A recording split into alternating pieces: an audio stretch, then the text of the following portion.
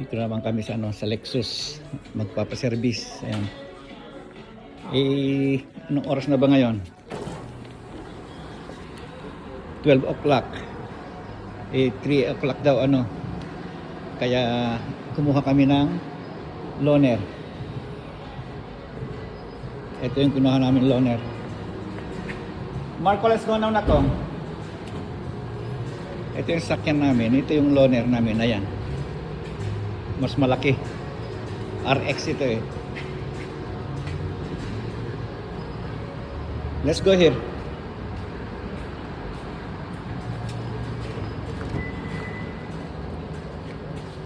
Ay, nako. Kasi ang tagal eh. Kaya marami pa kaming pupuntahan. Go and check your mom.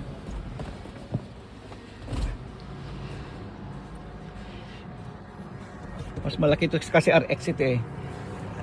Kumakatok yung anak ko.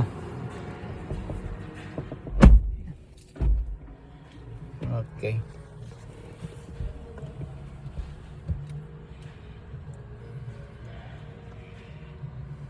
Kasi maraming papaservice ngayon. Ayan.